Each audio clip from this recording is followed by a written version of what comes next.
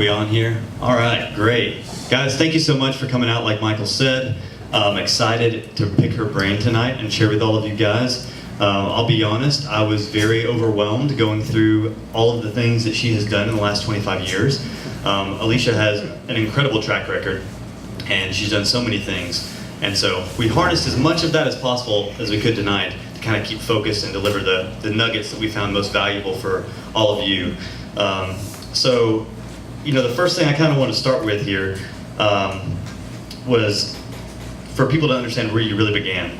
So you told us that you came out of college, your bachelor's in IO psychology at first, right? And you were ready to then pursue your master's because, as we all kind of know, bachelor's in psychology doesn't get you a whole lot anywhere, right? You got to get the master's and move forward. But your parents were not cool with you going to get your master's, and they said, go right to the workforce. So what happened then? So I kind of back up just a little bit because, first of all, you got to understand that I wanted to go in and be a counselor. So I had this dream that I was going to be a counselor, and that was what I was going to do in this world. And my mother absolutely disagreed with that. She gave me this whole song and dance about, nope, you do that on the side, go back and get a job. And so we fought hard when I was in college, and we finally came to a compromise, which was industrial organizational psychology, which is psychology of the business world. So you're correct, when I graduated, I could not find a job in IO because you have to have a master's. And so I found myself ending up in a job that I swore I would never do, which is working in the defense industry. I grew up in the military. My father is a colonel, retired as a colonel. He had 3 combat tours. If you know anything about a father with 3 combat tours, it can be kind of intense, and he's a phenomenal leader. So I ended up in the defense role. So did you feel like early on that you mentioned to me that you broke all of the rules, right? So even though you had this massive amount of structure from this colonel, you kind of rebelled against that a little bit, right? Right. So definitely rebelled. I think that's an understatement. I grew up as a kid who really believed that you should figure out all the ways to think outside the box instead of inside of it. I don't think I had a box, and I probably gave my dad many heart attacks because of it. But it also, I believed, helped me to learn respect because I would go out of the line and he'd pull me back in, and I'd go out of the line and he'd pull me back in. And I believe that today, the reason why I'm so comfortable sitting and talking to anybody, including the 4-star general, is because of the interaction that I had with him over and over again. Okay, and then when you first did begin, so you did get out and you did try to find a job. At the time you were in Washington, D.C., right? And so you're looking for all of these jobs. I know you mentioned that it was pretty tough. There were not a lot of woman-centric roles at that time. And so you were in a male-dominant workforce. And you did finally find a position. At the time, was that as a strategist? What was that first position? So the first position I got was working for a defense contractor on a contract called DDN, the Defense Data Network. At the time, it was one of the largest networks out there. And so I found myself as a psych major, understanding business, surrounded by engineers. Today, that is still true. I'm still surrounded by engineers. So imagine being surrounded by engineers that are much smarter than you, and you have to figure out how to organize them so that we can install these packet switching nodes across the country. And you mentioned that at the time that became the largest wide area network. Is that correct? So that's pretty awesome to be a part of early on there. The next thing I did want to touch base on, just because I think everybody would be interested to hear.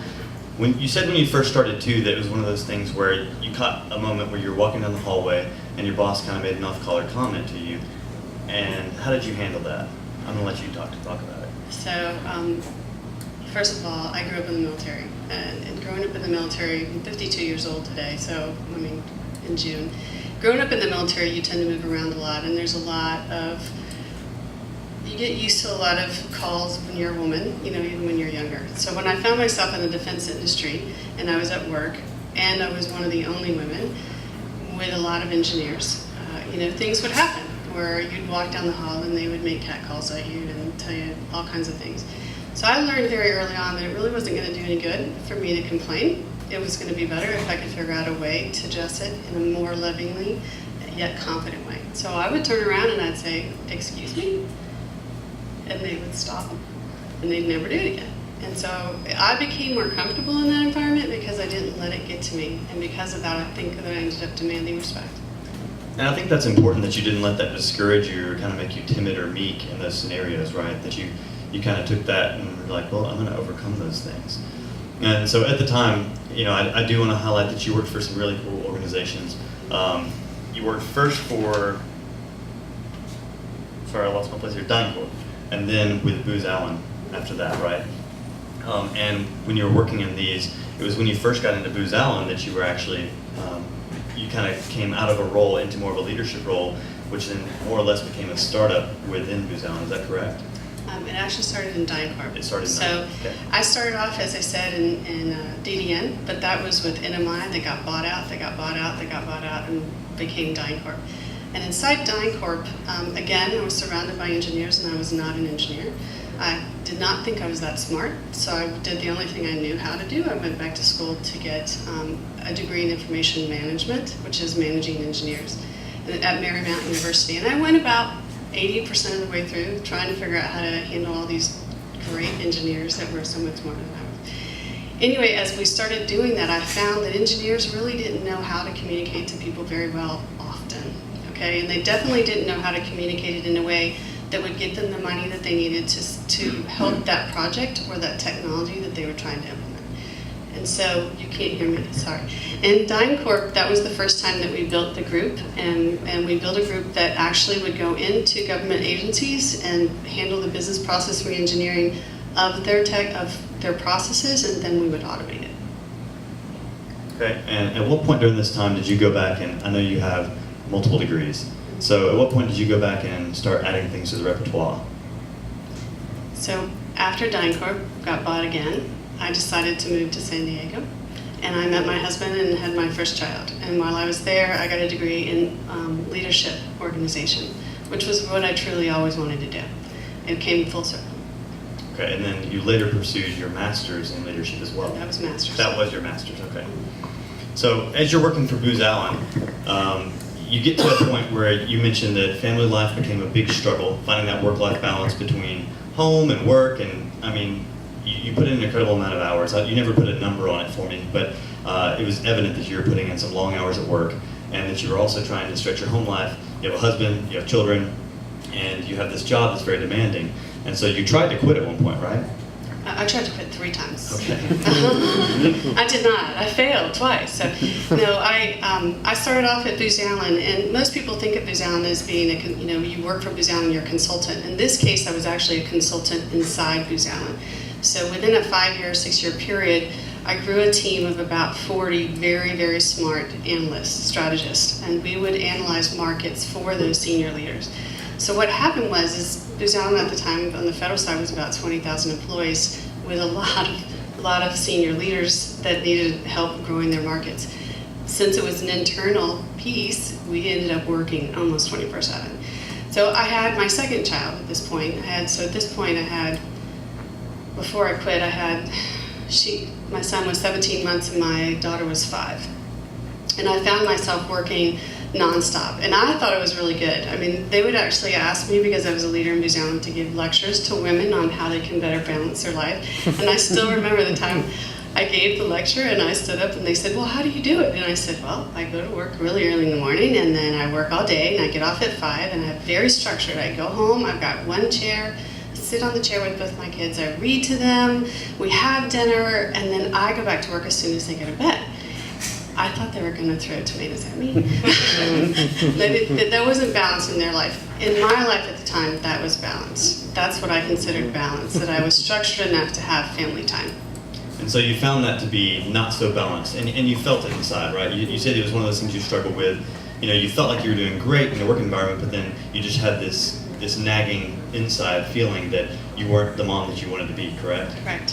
So from a career perspective, I had really reached what I felt was the epitome. And I did it at a fairly young age. I mean, I was working with senior leaders that made big differences in the world. We would do studies like, help me understand why healthcare is breaking. And we would pull in doctors, and we would pull in people that were experts in the healthcare environment, and we would do an entire year study on how to analyze and create a consulting model to help a company like Booz Allen help VA or HHS.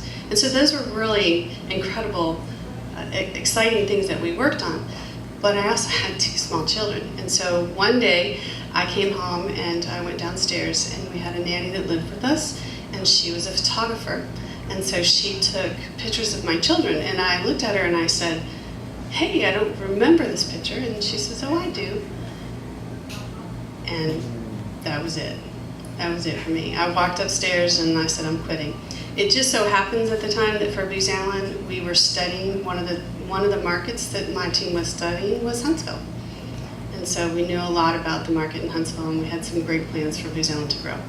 And so you mentioned I want to quit now, but they didn't let you do it, right? So you said you went down to 90% time at the time, which, can you explain what that looks like for them? So I always tell people, if you're a type A personality, you're a type A at home, you're a type A at work, you're a type A at your relationships, it just doesn't work. I mean, you're the same person everywhere you go. And so I found that I couldn't work a full-time job and not put 150% in. And so I would kind of cheat, and I would go down to 90% so that I didn't feel guilty about only working 110%. And that was how I managed to make it so that I could balance some of my life. So the next part of this story I find really cool.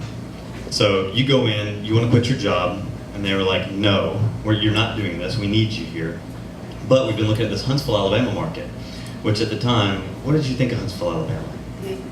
So I was not moving to the South. I'm sorry, ladies and gentlemen. I spent my life mostly in the big city, and my entire family is from Louisiana, and I did not see myself in Huntsville. So we came here, actually my husband tricked me. He brought me on a camping trip. I love to camp. I love the outdoors. He brought me on a camping trip. He somehow magically had the trailer parked next to us, which was the only trailer anywhere near us, just happened to be a real estate agent. And as the story goes, we bought a house before we left. So you tried to quit, you take a camping trip, suddenly you're moving to Huntsville, Alabama. Now what? So Booz Allen asked me to stay on and manage those same 40 people across the country from Huntsville instead of DC, or the Tyson's Corner area. And after about a year, I gave up. Yeah, so we are in the privilege to have you here in Huntsville, Alabama, and after a year you said, "I'm out, I'm quitting for real this time, you can't stop me," and you're going to live the stay-at-home mom life. Can you run us through a little bit more? You mentioned the story about having the nanny at home that really just kind of tugged on your heartstrings and said, "Hey, I've got to change what I'm doing right now." But that's a big decision to make, right? You're in a pretty fast-paced environment. You're leading literally 40 people. You're obviously well respected in this industry. How do you go from 100 to 0 like that? So, ladies, I will tell you, it's not easy. It's kind of interesting because I found I was more insecure as a stay-at-home mom than I was working, right? So you have these degrees, you ended up working all the time, you know what you're doing, all of a sudden you stay at home. I'm in Huntsville, and it was a little different here than what I was used to. A lot of the women actually do stay home, and I found myself hanging out with people in the neighborhood who knew how to do things I didn't know how to do. I didn't know how to save money, I didn't know how to ice a cake, I didn't know how to do all those things. They didn't teach you that in a master's degree. And so I had to learn humility a lot, and I learned how to love to learn again. So I swore I would never do it again. I would never find a situation where I gave up on my kids. So if you know anything about the way LSINC was created, we've always had something where the family was included from the very get-go. And so that is a tough transition, right? I mean, because I think that inside of you, just meeting you for the short time that I've known you now, you like that fast-paced environment. You crave to be doing something, right? That seems like kind of how you operate. So you go from that full-time down to time with your kids and realizing that that's a very hard thing for you. And you mentioned that at some point you realized you didn't know how to budget and you were running out of money and you had to do something else. And so you started consulting on the side, right? Right. So we decided I was going to go back to work, and I couldn't find a job, right? So remember, this whole story started with me not being as smart as the engineers, and now I'm in a town that has nothing but engineers in them, and that's the only jobs that were available. So I tried to get a job, and I couldn't. I was either way overqualified or very underqualified. So we decided to put up what I call a shingle, which is I'm going to put it out and I'm going to consult. And I made this agreement with God that said I would only work from 9 to 2. That lasted a month. And so we put up and started getting jobs. And believe it or not, this town needed the work so bad. It needed strategists to really understand how to take technologies and get them sold or get them in the market, that we had 2 jobs within the first couple of days, and within about 6 months we had a $500,000 backlog. So we incorporated. And so that was the official beginning of what is now LSINC, correct? And that was Logistics Strategies Incorporated? Leadership Strategies Incorporated, okay. And so you started out, you said only these hours, then suddenly you're at 5 people and you're like, no more than 5 people. Next thing you know, you've incorporated a business, and I believe you said the next number was 13, right? And you were like, no more than 13 employees. How many employees does LSINC have these days? Over 65. Over 65. Okay, so there's a lot of steps there in between. I don't just want to skip all the way ahead. But in those early days of LSINC, when you became an official business, what did that look like getting started back in your own industry for this time, rather than consulting within inside of one of these other agencies? How did it look? How did that, I feel like you did a great job of bootstrapping. You really just started with meager beginnings and then worked your way up. And so you were working from home as the consulting agency at first, correct? And then you moved into an office once you incorporated? Okay, and then how did things go from there? How did you find your clients, and how did you get this amazing book of business that you've developed over the years? So I will tell you that by accident. So in reality, the things that we did in Booz Allen was help them figure out how to grow Booz Allen. So the understanding of what goes into a business plan and how you grow a company is something I've done my entire career. Learning how to do that in Alabama was a little different. I needed to go learn some simple things like, what does an Alabama state license look like, and how do we put that together? But what I did was I immediately surrounded myself with people that were much smarter than me in the areas I didn't know. So from day one, we had somebody who was a CPA who made sure all of our books would be able to pass a DCA audit. We had a lawyer, we had people brought in immediately that would help us figure out how to abide by all of the rules and regulations in the state of Alabama and working for the government. So one thing that I like about you is that you're extremely focused on a goal. So even though you mentioned that, hey, I was running out of money, and so I decided to do some consulting on the side and put up this shingle to go work as a freelancer, and then you ended up developing a company, your other focus there was to always have family as a part of that. So what was that initial focus that was that driving force behind growing and building LSINC? So remember, I left a career that I really enjoyed. So making that decision was huge. My mother was so mad at me when I made that decision. Remember the mom I told you that told me to get the degree? She was so mad at me for quitting a job that she thought was the ideal job in the Tysons Corner area in Virginia. She wouldn't even talk to me. And so I knew that if I was going to go back to this, my own indication, what I would normally do is work too hard, and I wasn't going to do it again. I'd already learned the lesson. And so from day one, we've always had a way for us to bring children and family into the environment. The very first office that we had an entire office just for LSINC Junior. They would decide who was officers and how they were going to set themselves up. And even today, my children sit around the table with me, and if we're going to make a decision as big as buying a building, they get to be part of that decision. So what I learned was I didn't have to separate it anymore. It didn't mean that I was unable to do it. I had to find a way to incorporate it.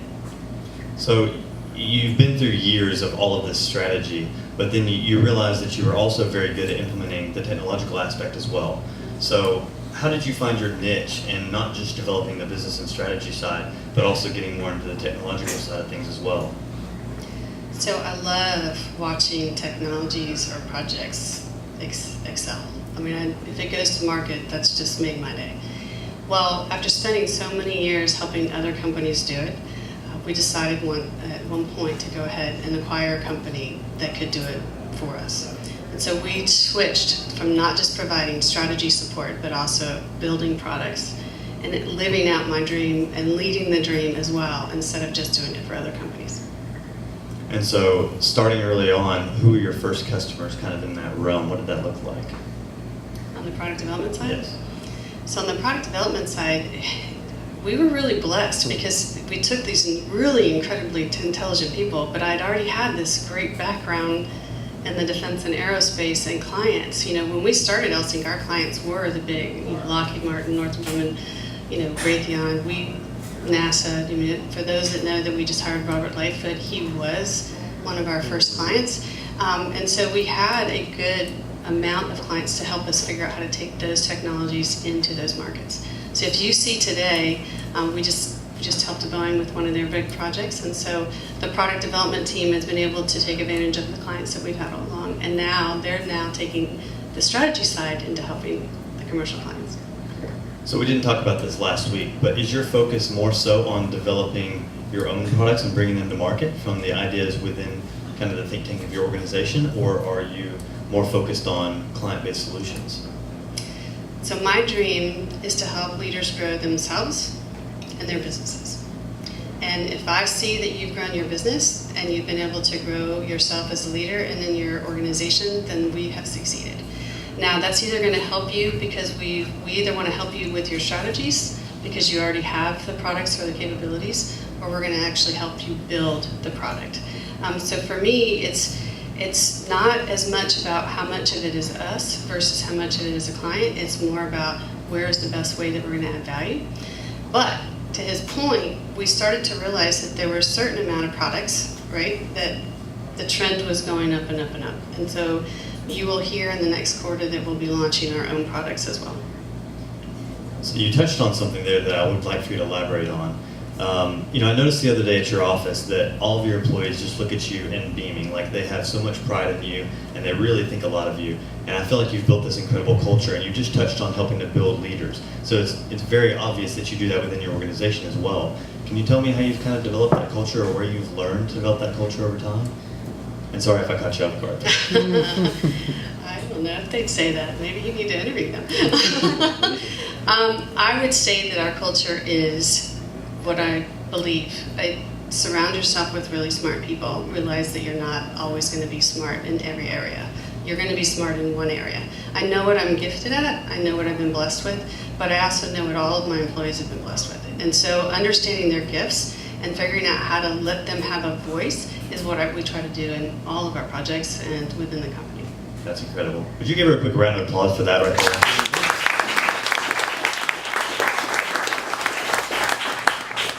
So, opposite of you breaking all of the rules at the beginning, you're also incredibly structured and focused these days.